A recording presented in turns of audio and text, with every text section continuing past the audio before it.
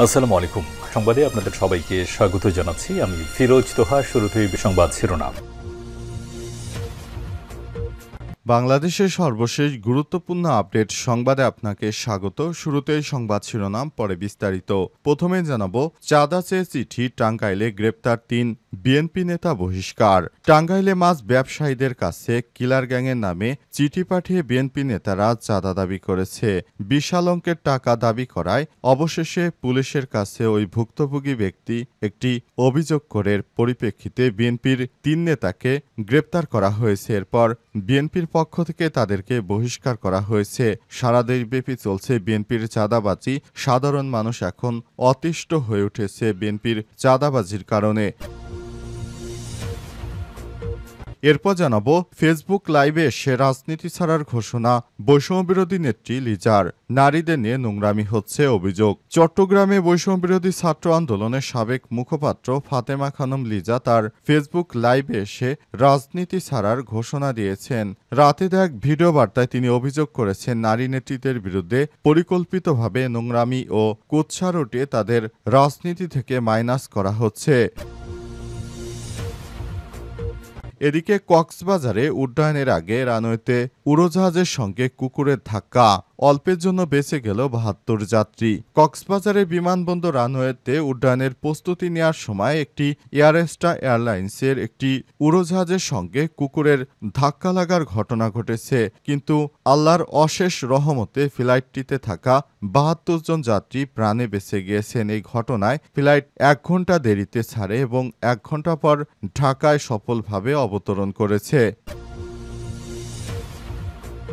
এদিকে বিএনপিতে ২০০ আসনে মনোনয়ন প্রত্যাশী প্রায় ১৫০০ মানুষ। ত্রয়োদশ জাতীয় সংসদ নির্বাচনে ১০০ আসনে প্রায় প্রার্থী চূড়ান্ত করেছে বিএনপি। তবে বাকি ২০০ আসনে তাদের ২০০ জনের জায়গায় মনোনয়ন প্রত্যাশী ১৫০০ মানুষ। বিগত দিনে তারা অনেকেই গর্তে লুকিয়েছিলেন। এখন তারা বের হয়েই এসব রাজনীতির সিট দখলের প্রস্তুতি নিচ্ছে এবং প্রতিযোগিতায় নেমেছে। এবং সর্বশেষ জানাবো, ইসরায়েলের নৃশংসতা, গাজায় নিহত বেড়ে ৬০,৪৩০ জন। ইসরায়েলের আগ্রাসনে ফিলিস্তিনের গাজা উপত্যকায় নিহতের সংখ্যা বেড়ে ৬০,৪৩০ জনে দাঁড়িয়েছে। এই তথ্য জানিয়েছে উপত্যকার স্বাস্থ্য মন্ত্রণালয়। প্রিয় দর্শক, এতক্ষণ শুনছিলেন সংবাদ শিরোনাম, এবারে বিস্তারিত। তবে তার আগে বন্ধুরা, অনুরোধ থাকবে এই সংবাদটিতে একটি লাইক দিন।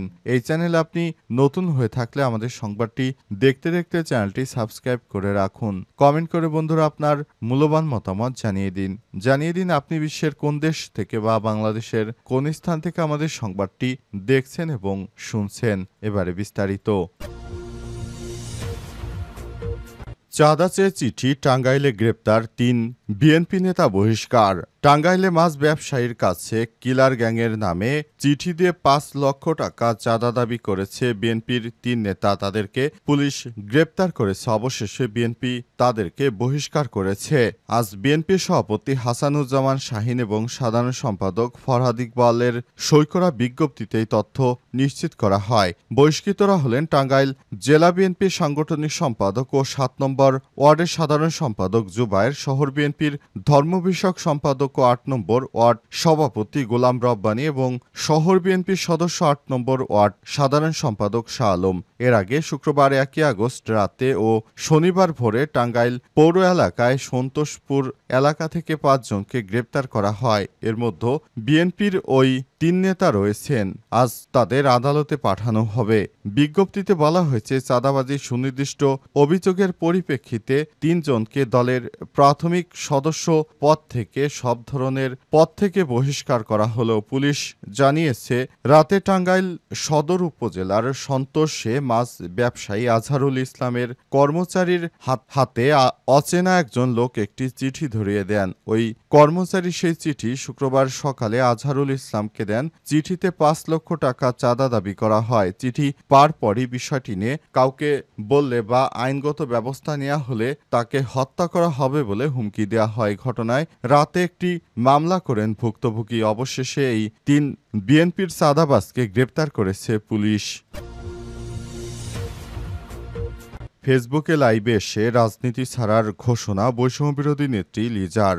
নারীদের নিয়ে নোংরামি হচ্ছে অভিযোগ। চট্টগ্রামে বৈষম্যবিরোধী ছাত্র আন্দোলনের সাবেক মুখপাত্র ফাতেমা খানম লিজা ফেসবুক লাইভে এসে রাজনীতি ছাড়ার ঘোষণা দিয়েছেন। রাতে দেখ ভিডিও বার্তায় তিনি অভিযোগ করেছেন, নারী নেত্রীদের বিরুদ্ধে পরিকল্পিতভাবে নোংরামি ও কুৎসা রুটে তাদের রাজনীতি থেকে মাইনাস করার অপচেষ্টা চালানো হচ্ছে। লাইভে আবেগঘন কণ্ঠে লিজা বলেন, আমার দ্বারা আর রাজনীতি করা সম্ভব নয়। যাদের সঙ্গে একসঙ্গে আন্দোলন করলাম, যাদের বুকে গুলি চালালে আমরা সামনে গিয়ে দাঁড়াতাম, সেই বড় ভাইরাই আমাদেরকে নিয়ে নোংরা নোংরা অনেক কিচ্ছা কাহিনী বানাচ্ছে। আমরা যেন রাজনীতিতে না থাকতে পারি এমন পদক্ষেপ গ্রহণ করছে তারা। অবস্থায় কোনোভাবে এখন আর আমার এই ধরনের সংগঠনের সঙ্গে যুক্ত থাকা সম্ভব নয়। তাই আমি স্বেচ্ছায় বৈষম্যবিরোধী আন্দোলনের এই কমিটি থেকে নিজেকে প্রত্যাহার করে নিচ্ছি। আর ভবিষ্যতে আমি কখনোই রাজনীতির সঙ্গে যুক্ত হব না বলে মন্তব্য করেছেন তিনি। ইতিমধ্যেই তার লাইভটি সারা দেশব্যাপী ছড়িয়ে পড়ে এবং আলোচনার কেন্দ্রবিন্দুতে পরিণত হয়েছে। তার বিরুদ্ধে যেভাবে অপপ্রচার চালানো হচ্ছে সেটি মেনে নেওয়া যায় না বলে মন্তব্য করেছেন তিনি। তাই এসব রাজনীতি থেকে নিজেকে আড়াল করে রাখতে চান তিনি বলে মন্তব্য করেছেন তিনি। অত্যন্ত আবেগের সঙ্গে বলেন, আমি এই জন্য আন্দোলন করিনি, কিন্তু এটা দেখতে হচ্ছে সেই ছাত্রলীগের মতো নরপিশাচদের আবারও দেখা যাচ্ছে। কক্সবাজারে উড্ডয়নের আগে রানওয়েতে উড়োজাহাজের সঙ্গে কুকুরের ধাক্কা। কক্সবাজার বিমানবন্দরে রানওয়েতে উড্ডয়নের প্রস্তুতিকালে এয়ারএস্ট্রা এয়ারলাইন্সের একটি উড়োজাহাজের সঙ্গে কুকুরের ধাক্কা লেগেছে। অল্পের জন্য প্রাণে রক্ষা পেয়েছে সাধারণ মানুষ। এই ফ্লাইটটিতে ৭২ জন যাত্রী ছিল। সন্ধ্যা ৭টার দিকে এই ঘটনা ঘটে। এতে ফ্লাইটটি ১ ঘন্টা দেরি করে ঢাকার উদ্দেশ্যে রওনা হয়। বিমানবন্দর সূত্র থেকে জানা গেছে, ফায়ার সার্ভিস ও পরিচ্ছন্ন কর্মীরা সন্ধ্যা ৭টার দিকে রানওয়ে থেকে মৃত কুকুরটিকে সরিয়ে নেয়। এরপর পাইলট ও গ্রাউন্ড ক্রু ফ্লাইটটির যান্ত্রিক পরীক্ষা নিরীক্ষা করেন। এতে কোনো ত্রুটি না পাওয়ার পর প্রায় ১ ঘন্টা দেরিতে রাত ৮টার দিকে ফ্লাইটটি ঢাকার উদ্দেশ্যে উড্ডয়ন করে। কক্সবাজার বিমানবন্দরের ভারপ্রাপ্ত পরিচালক গোলাম মর্তুজা সাংবাদিকদের বিষয়টি নিশ্চিত করে বলেন, ফ্লাইটের ধাক্কায় কুকুরটি মারা গেছে, তবে যাত্রীরা অল্পের জন্য রক্ষা পেয়েছে এবং ফ্লাইটটি স্বাভাবিকভাবে উড্ডয়ন করে প্রায় ১ ঘন্টা পর ঢাকায় অবতরণ করে। তিনি আরও জানান, দিনের বেলায় কুকুরের তেমন উপদ্রব না থাকলেও সন্ধ্যার পর রানওয়ে এলাকায় কুকুরের বিচরণ বেড়ে যায়। আলো কম থাকায় পরিস্থিতি আরও ঝুঁকিপূর্ণ হয়ে ওঠে। বর্তমানে ১৮৯ জন আনসার সদস্য বিমানবন্দর পালাক্রমে নিরাপত্তার দায়িত্ব পালন করছে। তবু এই ধরনের অনাকাঙ্ক্ষিত ঘটনা ঠেকানো যাচ্ছে না বলে মন্তব্য করেছেন তিনি। তবে ভবিষ্যতে এই ধরনের অনাকাঙ্ক্ষিত ঘটনা যেন না ঘটে সে ব্যাপারে আরও সতর্ক থাকতে হবে বলে মন্তব্য করেন তিনি। বিএনপিতে ২০০ আসনে মনোনয়ন প্রত্যাশী ১৫০০ মানুষ। ত্রয়োদশ জাতীয় সংসদ নির্বাচনকে সামনে রেখে সম্ভাব্য প্রার্থীদের দৌড়ঝাঁপ শুরু হয়ে গেছে। বিএনপির ৩০০ আসনে দলীয় প্রার্থী যাচাই বাছাই প্রক্রিয়া শুরু করেছে বিএনপি। তবে ৩০০ আসনের মধ্যে ১০০ আসনে কারা প্রার্থী হবেন তা অনেকটাই চূড়ান্ত। বাকি ২০০ আসনের জন্য মনোনয়ন প্রত্যাশীর সংখ্যা ১৫০০-এরও বেশি। প্রার্থী যাচাই বাছাইয়ের কাজ শুরু করা বিএনপির জরিপে এমন তথ্য উঠে এসেছে বলে জানিয়েছে দলটির একাধিক সূত্র। দলীয় হাইকমান্ডের নির্দেশে এবার প্রার্থীর ক্ষেত্রে দলের ত্যাগী এবং ক্লিন ইমেজের নেতাদের প্রাধান্য দেওয়া হবে এবং এর মধ্যে ১০০ আসনে তরুণ নেতাদের প্রাধান্য দেবে দলটি। বিএনপি সব সময় প্রতি আসনে অন্তত ৩ জন করে সম্ভাব্য প্রার্থী ঠিক করে দেন।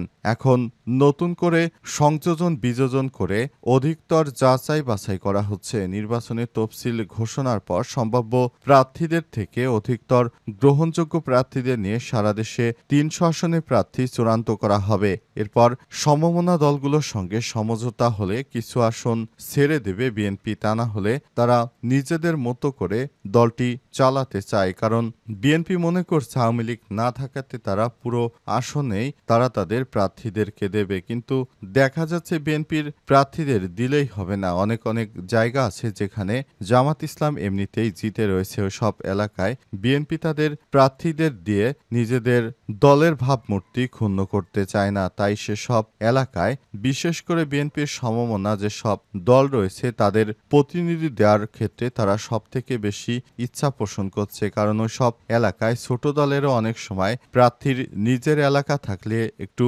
প্রভাবশালী থাকে।